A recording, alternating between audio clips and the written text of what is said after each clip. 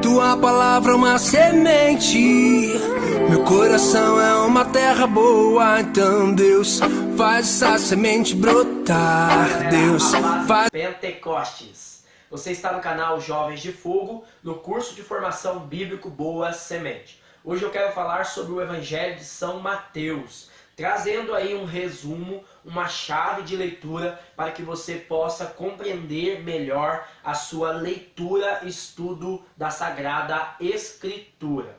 O Evangelho de São Mateus, ele entra no bloco aí do Novo Testamento, nos 4 evangelhos. Ele é o evangelho mais completo. Não só porque ele é o mais extenso, ele tem 28 capítulos, mas porque ele é aquele que trata de melhor forma o discipulado. Enquanto o evangelho de Marcos é um evangelho querigmático, que vem para trazer o primeiro anúncio da pessoa de Jesus, Mateus ele vai trabalhar um aprofundamento da pessoa de Jesus. A palavra catequese significa um ensino progressivo da fé. Então Mateus ele tem essa preocupação de instruir os novos discípulos no caminho da salvação. Por isso você vai ver 3 grandes palavras no Evangelho de Mateus que são chave de leitura aí do seu Evangelho. É a palavra reino de Deus. O reino de Deus é a vontade do Pai. Nós vamos ver a palavra discípulo. Aliás, por mais de 70 vezes Mateus ele emprega a palavra discípulo no seu evangelho e também a palavra missão. Então a missão para Mateus é muito mais do que pregar a boa nova, é formar novos discípulos, ensinando a observar tudo aquilo que eles ouviram de Jesus. O Evangelho de São Mateus, ele traz a alusão ao Pentateuco, os 5 primeiros livros da Bíblia. Então Mateus ele vai colocar de forma concatenada 5 grandes sermões. Então Mateus vai revelar que Jesus Cristo ele é o novo Moisés. Ele é o Rabi, o mestre, aquele que vem para dar o pleno entendimento da revelação de Deus. Ele não veio para abolir a lei, mas ele veio para cumprir a lei, para trazer o verdadeiro significado da revelação. Por isso, você vai ver no Evangelho de Mateus um grande conflito entre os escribas fariseus, que eram aqueles que eram conhecedores da lei, com Jesus. Porque Jesus ele vai impactar o coração dos mesmos, revelando que aquilo que eles estão ensinando são meras tradições humanas, que não foram plantadas pelo Pai, mas plantadas pelos homens. Os fariseus, escribas, vão ficar furiosos com Jesus, vão prendê-lo e vão chegar até matá-lo. Jesus, de sua parte, vai chamar esses homens de hipócritas, porque eles ensinam uma coisa e eles mesmos não vivem aquilo que eles praticam. Por isso lá em Mateus 11, 28, o Senhor vai falar que para quem está cansado e sobrecarregado de fardos, os fardos são esses mandamentos excessivos, essas leis pela lei, além dos mandamentos do Antigo Testamento, ele ainda colocava mais 613 mandamentos, que nele agora, aqueles que virem a ele, que se tornarem seus discípulos, vão encontrar um descanso para a alma. Porque o fardo de Jesus, a doutrina de Jesus, ela não é pesada, mas ela é leve. E nele nós vamos encontrar a paz. Então eu quero falar para você aí desses 5 sermões que você vai encontrar como chave de leitura para o discipulado em Mateus. São eles: o sermão das bem-aventuranças, que vai do capítulo 5 ao 7. No capítulo 10 nós temos o sermão da missão. No capítulo 13 nós temos o sermão das parábolas.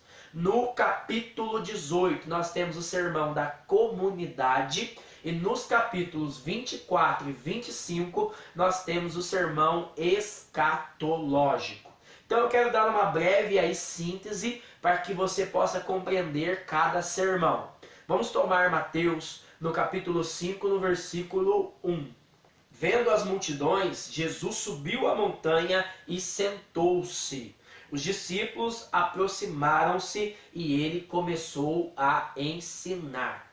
Então Mateus traz no coração o Monte Sinai, aonde Moisés subiu ao monte para receber a revelação de Deus. Jesus está no monte, ele é maior do que Moisés. Ele recebe a revelação que vem de Deus e ele vai ensinar. E como que Jesus vai ensinar? Sentado. Sentado era uma posição que o mestre, o rabi, ensinava na sinagoga. E Jesus vai introduzir os discípulos neste novo discipulado. Os discípulos se aproximaram dele. E ele vai começar ensinando as bem-aventuranças, o caminho para a felicidade plena, um choque contracultural.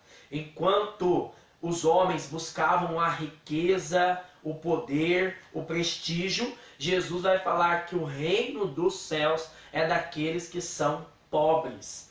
Versículo 3: Felizes os pobres no espírito, porque deles é o reino dos céus. Primeira condição para entrar no discipulado de Jesus e também ganhar o céu como herança é ser pobre de espírito. O Senhor está falando dos pobres de Javé, os anauíns. Quem são os anauíns? São aqueles que são curvados para Deus. Então essa é a primeira condição, porque aonde estiver o seu tesouro, aí estará o teu coração. Aquele que é pegado às coisas da terra não tem tempo para Jesus, um coração fechado para ouvir a sua boa nova. Mas aquele que busca as coisas do alto, que é curvado para o Senhor, tem tempo, encontra espaço no seu coração para acolher a boa nova. Então ele vai colocando um caminho descendente. Para entrar no reino de Deus é necessário ser misericordioso, ser puro, ter sede e fome de justiça. É necessário ser manso, buscar a paz, ser perseguido. Então é um caminho de descendência, o caminho que o Senhor Jesus propõe. Se os discípulos se abrirem a esse desapego, como os pobres de Javé, os anauim, eles se tornarão semelhantes a Jesus. Eles serão sal da terra e luz do mundo. Então, os pagãos, vendo as obras daqueles que testemunham o amor de Deus na terra, vão glorificar o Pai que está nos céus. O melhor método de evangelização é o nosso testemunho. E para entrar no reino de Deus é necessária uma violência. Então o Senhor coloca que nós devemos praticar as virtudes. No capítulo 6 ele coloca 3 grandes virtudes: a esmola, a oração e o jejum. São atos para que nós possamos ir mortificando o nosso coração, nos tornando semelhantes a Jesus. Depois nós vamos aí no sermão missionário, Mateus capítulo 10, versículo 1. Chamando os 12 discípulos, Jesus deu-lhes poder para expulsar os espíritos impuros e curar todo tipo de doença e de enfermidade. Então no capítulo 9, no versículo 36, Jesus enche de compaixão, porque ele vê uma multidão que está abatida e perdida, como ovelhas sem pastor. Ele olha e vê que a messe é grande, mas os operários são poucos. O que ele faz? Ele institui os 12, que são uma prefiguração das 12 tribos de Israel. E agora serão a igreja do Senhor Jesus, a igreja dos apóstolos. Então a eles o Senhor confere autoridade.